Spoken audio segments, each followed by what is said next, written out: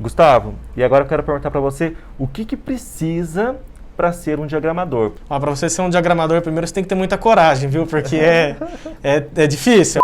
Fala pessoal que acompanha as redes sociais aqui da Folha de Londrina, eu sou o Gustavo Andrade. E eu sou o Anderson Mazeu. E nós estamos aqui a convite da Folha, né, para falar um pouco mais sobre a nossa função aqui dentro do jornal, né? Nós somos diagramadores aqui da Folha de Londrina. Eu, há 10 anos na empresa, diagramador há 7 anos. E você, Anderson, está há quanto tempo que já na Folha? Eu estou há 15 anos, 10 anos como diagramador, né? E 5 anos foi o início como paginador. É isso aí, a gente está aqui então a convite da Folha para a gente tirar algumas dúvidas, né, das pessoas que mandaram algumas perguntas para nós sobre o que é um diagramador. Eu mesmo, antes de entrar na Folha, não sabia nem o que era um diagramador. Até hoje, quando me perguntam o que faz um diagramador, dou uma travada aqui e ali, mas a gente vai tentar tirar as dúvidas da galera aí, beleza? Essa primeira pergunta que a gente recebeu aqui, o que é um diagramador? Vai lá, vamos ver se você consegue. O diagramador é o profissional que vai cuidar do layout do jornal, né? É aquele que vai se preocupar com a foto, com o texto, com o infográfico e juntando tudo isso, fazendo com que a leitura fica agradável e transmita uma mensagem para o leitor em cada página e que fique de uma forma assim fácil, né, de ler, né? Então assim, a nossa função é pegar a notícia, a imagem, o infográfico, todos esses elementos e fazer com que fique legal, bonito e agradável na hora da leitura. É mais ou menos isso de uma forma resumida. Gustavo, e agora eu quero perguntar para você o que precisa para ser um diagramador. Nós tivemos várias perguntas, né, dos nossos leitores. Eles querem saber qual é a formação, qual curso precisa para se tornar um diagramador. Para você ser um diagramador, primeiro você tem que ter muita coragem, viu? Porque é difícil, é uma função muito difícil. Não é simplesmente catar, jogar na página e tá tudo pronto. Eu sou jornalista, o Anderson também é jornalista. Os outros dois meninos que trabalham aqui com a gente aqui na Folha de Londrina não são jornalistas. Então, assim, não precisa muito ter uma formação como jornalista para você ser um diagramador. Se você tiver um conhecimento do InDesign, conhecimento no Photoshop, conhecer um pouco de estética de página, de composição de cores, isso já vai adiantar bastante para o seu lado. Vale lembrar que alguns colegas nossos que já passaram aqui pela Folha também, colegas muito bons, inclusive, não eram jornalistas, não tinham uma formação específica nessa área, mas que também foram diagramadores, então não precisa muito de um currículo, assim, né, Anderson? Porém, na hora da contratação, né, às vezes quando surge uma vaga, a gente procura, né, um profissional, né, que, por exemplo, que seja um jornalista ou um designer. Formado nessa área de comunicação visual, né? Artes visuais, porque daí já é meio caminho andado, vamos dizer assim, sim. né? Mas o que interessa mesmo para a gente também é a prática, né? Sim. No curso de jornalismo, nós temos, durante vários anos, essa disciplina, né? Uma disciplina que muitos jornalistas não gostam, mas, né, a gente inclusive se destacava na hora ali das aulas, né? Então, assim, a gente era a disciplina mais tranquila para a gente, né? Então, mas, assim, é algo interessante. Por exemplo, nós que nos formamos em jornalismo, a gente tem uma visão bem ampla, né? Desde ali da reportagem, da pauta, da edição, né? Então, assim, é interessante, sim, né, fazer esse curso, né, para ter essa noção. Porém, por exemplo, nós temos o Gilberto, que é um dos diagramadores, ele é formado em artes visuais, né? E também é um excelente diagramador, né? Tem a sua experiência também na parte de infografia, da imagem, né? O Giba é um grande diagramador, viu? O Gilberto, né? Então, assim, é interessante isso. E passou vários diagramadores, por exemplo, o Luciano também, Sim. que é um outro diagramador aqui da Folha. Ele tem um conhecimento muito grande, assim, ele trabalhou em outros jornais da capital, jornais grandes também. Então, assim, quando ele veio para a Folha, ele conseguiu agregar, né, bastante conhecimento para nós aqui da nossa equipe. Então, assim, é uma mistura, né, tanto da formação e tanto também o conhecimento da prática, né? E o Luciano é formado em História. E como o Anderson disse, a gente na faculdade tem uma facilidade muito fácil. Eu quero deixar um recado para os meus colegas de faculdade, que ninguém queria fazer trabalho comigo na faculdade porque eu gostava de ficar em casa dormindo, não ia muito para aula. Mas quando chegou no curso, na matéria de diagramação, todo mundo queria fazer trabalho comigo, não sei porquê. Quantos diagramadores são atualmente na Folha? A nossa equipe é formada por 4 diagramadores, né? Eu, Anderson, o Gustavo, temos também o Gilberto e o Luciano, né? Então nós temos essa equipe e nós nos dividimos assim, a equipe da tarde e a equipe da noite. Então, através dessa equipe a gente consegue fazer todo esse trabalho e chegar até a sua casa o jornal impresso, né? Com todo esse layout que se torna bem agradável para vocês.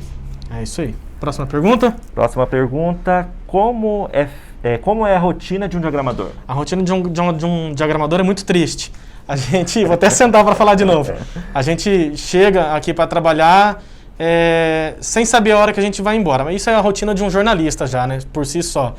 Mas a gente tem um horário para entrar, mas não tem um horário para sair. Quando a gente chega para trabalhar, a gente recebe essa prévia do nosso departamento comercial, dos anúncios que já tem para entrar na página. Após isso, alguns editores que já estão trabalhando, como é o caso do caderno de cidades, o caderno de folha 2, que são os primeiros que fecham, os editores desses cadernos começam a riscar as suas páginas, passar tamanho de texto, tamanho de foto, infográficos que eles têm para pôr na página, e a partir daí a gente começa todo o processo de montagem do jornal, né? Começando com cidades, folha 2, e depois, mais para o final da tarde, a gente começa a montar as páginas de esporte, política, geral, mundo, e por último a gente fecha a capa, né? Então a nossa rotina é essa, a gente recebe as informações do comercial, conversa com os editores, detalha tudo certinho, o que a gente tem de espaço, o que não tem, separa as páginas para cada editoria e aí a gente vai montando. Acontece muito de chegar no final do dia, né, Anderson? E o comercial ligar para a gente e falar, o anúncio caiu, cancelou. Tem que refazer tudo em cima daquilo, só que dessa vez com um tempo mais reduzido, porque o jornal tem hora para fechar, né? A gente só não consegue muitas vezes fechar dentro desse horário, mas tem um horário para fechar e a gente tem que tentar cumprir sempre essa meta, né? Como é feita a composição de uma página? Rapaz, isso é difícil, hein? Recebemos uma pergunta de um leitor perguntando assim, como é definido o tamanho da foto, se fica em cima, embaixo, o título, né? Então eu quero explicar para você que fez essa pergunta, né? Eu creio também que é a dúvida de muitos leitores.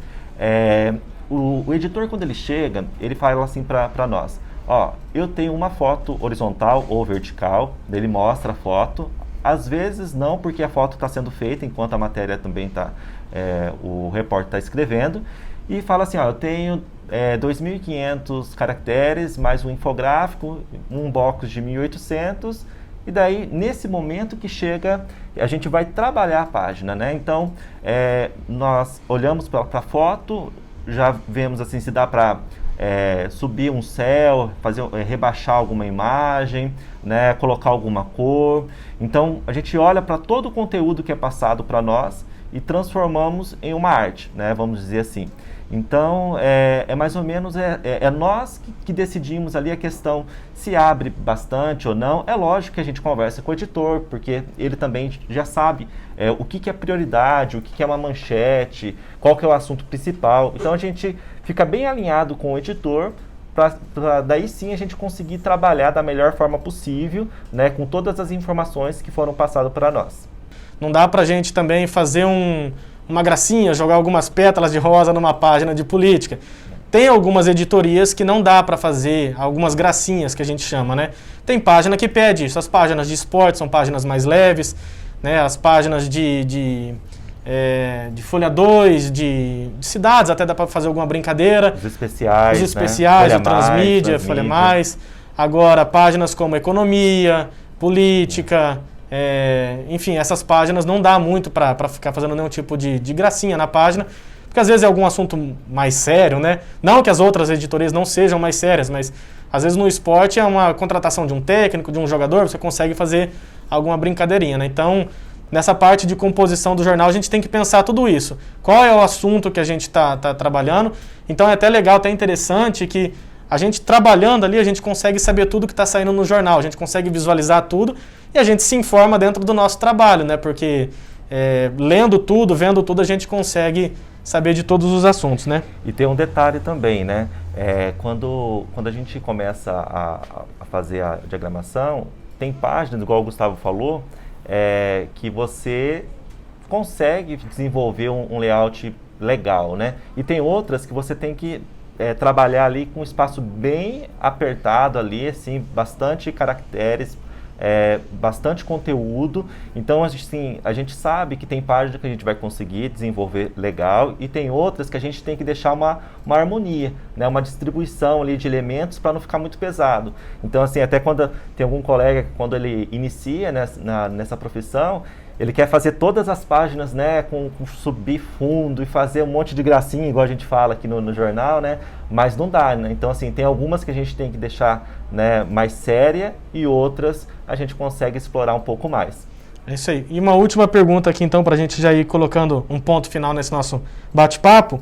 Qual é a parte mais prazerosa e a parte mais difícil do seu trabalho? Essa é uma pergunta difícil, hein, Gustavo? Começa você. Olha, eu acho que a parte mais prazerosa é quando a gente monta uma página que a gente gosta muito, a gente faz uma página dentro dessas composições que a gente disse, fica uma página harmonicamente bonita, né? Fica uma página legal e tal. E quando você vê essa edição impressa, quando você vê esse jornal impresso, você fala, meu, isso aqui é meu trabalho, isso aqui foi eu que fiz, isso aqui foi eu que trabalhei. Acho que isso é uma parte muito prazerosa, né? Você trabalhar em cima de um material e você ver que aquilo circulou, que aquilo tá indo para casa das pessoas, né? É muito, muito legal. A parte mais difícil fica por conta, acho que, dessa parte da nossa rotina. Como eu disse, a gente tem um horário para entrar, não tem um horário para sair. A gente nunca sabe o que vai entrar de anúncio, o que não vai entrar. Já teve casos, por exemplo, de a gente estar esperando o anúncio até meia-noite e o anunciante desistir. Então, assim, ficam algumas coisas assim que são difíceis mesmo dessa nossa profissão.